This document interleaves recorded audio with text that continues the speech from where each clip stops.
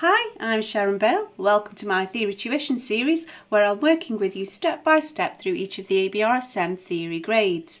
There are lots of resources available to help you on my website. If you visit sharonbale.com, you'll find some free PDF information sheets. They're available to download in US letter or A4 and they accompany each step of this series.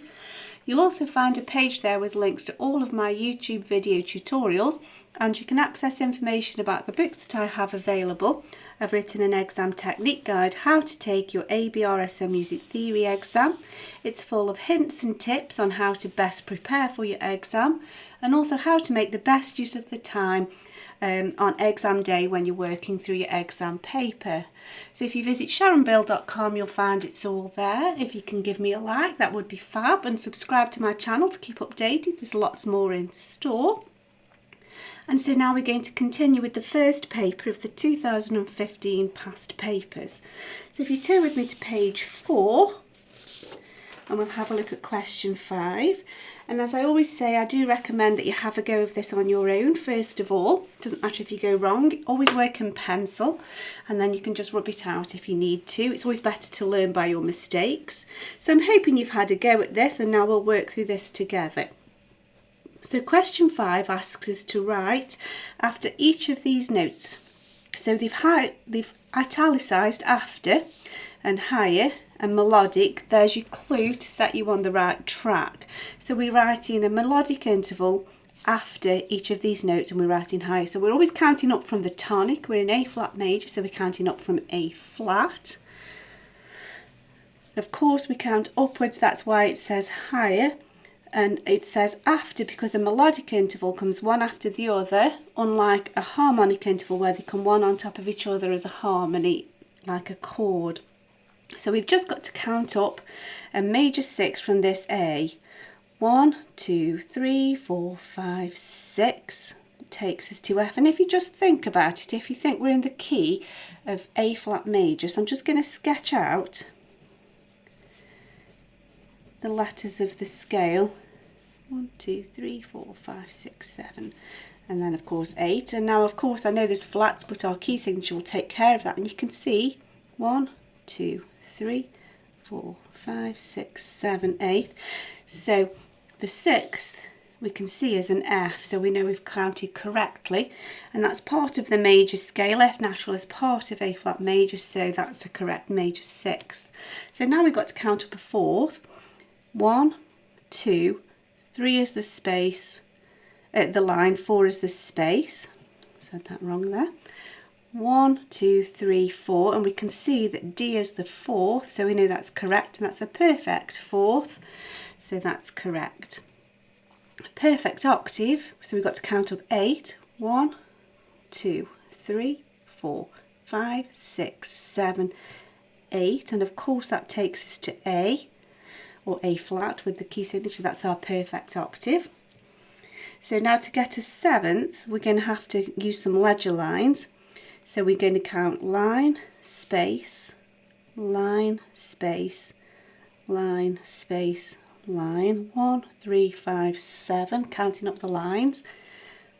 That takes us C, E, G to the 7th there. And G natural is part of A flat major, that's a major 7th, so that's correct. And now we've got the 5th. 1, 2, 3, 4, 5. And we can see 1, 2, 3, 4, 5. E is the 5th, that's correct. Of course it's E flat. The key signature takes care of that, and that's our perfect 5th. So that's that question easily completed. Let's move on to the next one. So question 6 asks us to rewrite this melody using notes and rests of half the value. So we're going to have to change the time signature, and then we're going to have to re-beam the notes to suit the new time signature and the note values. So at the moment we've got 3 crotchet beats, 3/4 notes per bar. That's what that is representing. And so to go half, we need to have half the value. So we're counting in 3 quaver beats, 3/8 notes, so our new time signature is going to be 3/8. And in order to halve everything, so we're going to have to colour this in to make it a crotchet, and then everything else is going to have an extra beam, that's going to become a quaver. That's got an extra little tail, extra beams. So we can see what we're doing. We're going to have to beam those to make those into quavers. Beam those into quavers, add an extra beam there. That will be coloured in. That needs a tail to make that into a quaver, and then they will become quaver rests. So then we've now got to copy that out. So what I'm going to do, I'm just going to get the note heads in. And I know that I've got to colour everything in now. And then we can worry about the beams afterwards once we've got all the nuts and bolts in place. I might as well put the rest in. I've already thought about that. Now just concentrate on the pitch, which of course doesn't change. You can do this in any order you like, really. You could add the stems if you wanted to as you went along. I just prefer to get everything in place first. Thinking about one thing at a time. So I know that's coloured in. And then the rests here, you can't do a crochet beat rest, because if you remember, every new beat needs a new rest. That's the rule. And so we need each new beat having a new rest. So that's going to need a stem. So these will be beamed as before, but now they'll need an extra beam to make them semi-quavers, and then we need another little beam tail here because of the dot. That will have a little tail. That now becomes a quaver or an 8th note. In actual fact, that's why I do it all in one go. If you remember, in 3/8 we can beam everything together. That's one of the sort of oddities of this time signature. We can just beam everything together. So because I'm beginning and ending on the same pitch, I can just have that straight. And then of course the rest can just sit in the middle. That's a quaver, and then these need another beam. So we can actually just beam all of those together and then just add the extra beam here for the semi-quavers, the 16th notes. There we go. And again, same principle, we can beam all of these together. We're going to have to decide which way the stems go.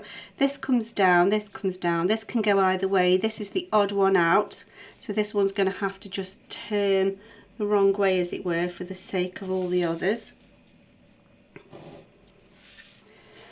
So they're quavers, 8th note, so they stay as they are. These need another beam. And then because of that dot, we need another little tail there. That's now a crochet to coordinate. We've coloured that in. That needs a tail. That needs a tail. There we go. That's that job done. And so moving on to the next question. We're asked to give the letter name of each of these notes. The first answer is given. So we've got to watch out for the clef. We're going to have to count on ledger lines and then take note of any accidentals. So we can either work from a point that we're familiar with. We know that this is middle C, D, E, F sharp, or alternative, we count down an octave, always counting this given note first. 1, 2, 3, 4, 5, 6, 7, 8 takes us to here, which we know is F. So we know this is F sharp, an octave higher. So let's count up our octave here. We're in the bass clef. 1, 2, 3, 4, 5, 6, 7, 8 takes us to here. Good boys, that's a B flat. I'm going to write it out in full in letters. They've done so. I've not used the symbol because they haven't here, so I've written out the word flat just to follow their lead. So here we can either think this is C, B, A, G, F, counting back from middle C. Alternative, let's count the octave. 1, 2, 3, 4, 5, 6, 7, 8 takes us to here, which we know space is spelled face, F-A-C-E, so that's an F, but we're an octave lower. Now here, treble clef, we know that the lines are every good boy deserves football, so that's F, G, A, B, C sharp. Alternatively, you can count your octave the same. So here, that's a middle C and the bass clef, C, D, E, F, G. So we know that. And then here we know this is middle C. So one above middle C is D, and then it's D flat, don't forget the accidental. So that's the end of that question. We'll look at the remaining question in the next video. I hope that this is helpful to you. I hope that you're enjoying it. I'm certainly enjoying working through it with you. If you can give me a like, that would be super. Please do subscribe to my channel to keep updated. There's lots more in store. And please do visit sharonbill.com and make use of all of the resource that's available to help you there. Thanks for watching. See you next time. Bye.